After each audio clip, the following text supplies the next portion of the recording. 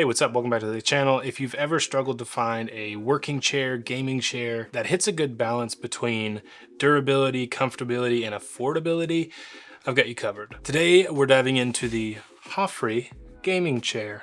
It's got some features that pleasantly surprised me, as well as a couple quirks you should know about before you buy. Be sure to check out the links in the description if you're interested in buying one. Let's get into it. So I had been using a desk chair that my father-in-law had given me, which was fine. It was very minimal. It was good until it wasn't. The bottom staff pole spring thing started to mess up where every other time I would get out of the seat, it would pop up and the chair would be super wobbly, and it was very annoying to me. So I was actually really excited when HOFFREE reached out and asked if we would review this chair because I was kind of in the market for a new one anyway. And honestly, some of these chairs can be super expensive, so I didn't really want to pay for a new chair, but after trying out this chair, this is in a price range that I think a lot of you will actually really like. But we'll talk a little bit about pricing later. First things first, the chair arrived packaged really well in a actually very small form factor, and it was surprisingly easy to assemble as well. Okay, here's a little quirk and also a pro tip thing to mention.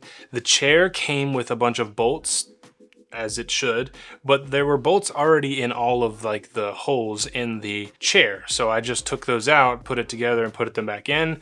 And I'm kind of wondering if I should have used those bolts, but very specifically the armrests here have bolts in them. And because of the way the chair operates, when you lean back, there's hinges that these armrests work with. It's better to use locking bolts, which they include in the bolt kit, but not as the ones that came pre-installed in the chair. So you're gonna wanna use the locking bolts, I guess you can call them, instead of the ones that are in the chair. Just a quick tip. I didn't do that and they're already starting to come loose, and I can see now why they supplied those, and I need to go back and replace them now. So the chair itself has a sleek black design with white stitching. Aesthetically, it's pretty solid. However, the stitching I found to be a little inconsistent, in the fact that the stitching is white is a good contrasting color, but it also makes it very obvious when the stitching isn't super consistent and when it kind of goes and weaves in places that it should be a straight line. It's just kind of what happens when you have fabric pulling against stitches, but I think it would be a little less noticeable if the stitching was black. So the branding is bold, maybe a little too bold for my taste. There's one up here at the head and also one on the lumbar support pillow. I don't really mind it, but I'm one for minimal branding, and it just kind of screams HOFFREE at you every time you look at the chair. Material wise, the fabric is decent. I mean, it's decent enough for you to sit on it all day. The legs at the bottom are this super hard plastic, and there's metal where there needs to be for it to be structurally sound. I think the materials could be a little bit better, but honestly, for the price point, I think they're actually pretty great. Overall, it's a good looking chair and it sort of fits that gaming aesthetic, but I also think it can fit kind of well in the workplace. It's not too overly RGB lights everywhere gaming chair that you might think of. It just sort of carries that shape to it, if you know what I mean.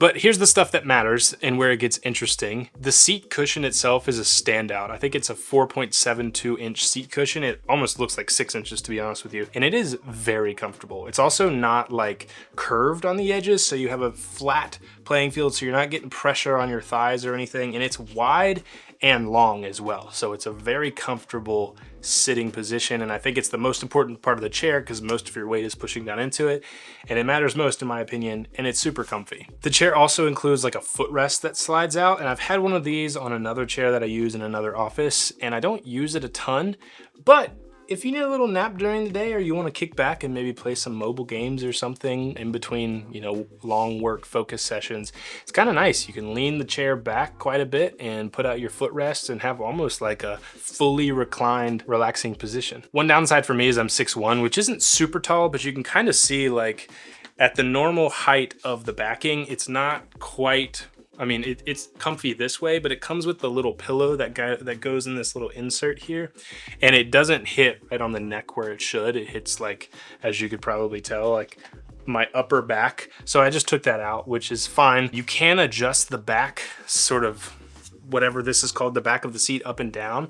But what I found is no matter how tight you tighten it when you're locked in place, it just over time, gravity and probably me sitting in it pulls that down, and the back sits right on top of the seat cushion. So this is kind of where it stays. Again, it fits me and I'm 6'1" and it's super comfy, but I think if you're any taller than me, your head might pop over the end. I also think if you're shorter than me, it's just gonna be a more comfortable experience. All right, the lumbar pillow supports a massage feature, but I opened it up and looked in there and it's just these two like little plastic eggs that just vibrate.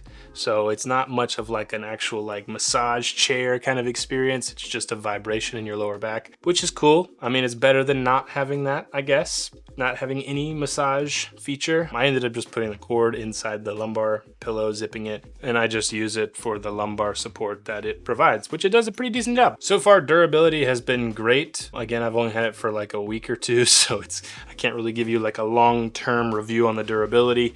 I would just say the fact that the arms can get loosened if you don't use those locking screws, and the fact that the back sort of slides down until it rests on the seat cushion. I wish that could be fixed a little bit and tightened a little bit so it would stay where I wanted it. But overall, durability so far has been great. It's very comfortable. It doesn't wobble at all. It seems very secure. Beyond the comfortability and the look and everything, I think the best part of this chair is that it's only $170, which I've seen these chairs going up into like the hundreds of dollars, even thousands, depending on who you're buying from. And yeah, I mean, it makes sense. You're sitting in this thing all day, every day. It should be nice. But I think for the comfortability that this provides, $170 to me is almost a steal. Solid comfort, decent materials, good adjustability and functionality.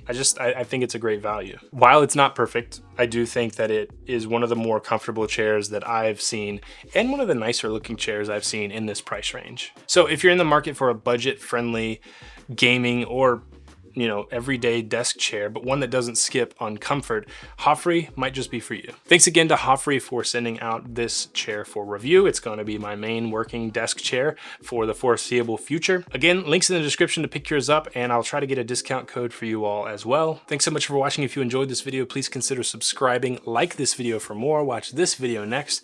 I think you're going to love it, and I'll see you all in the next one.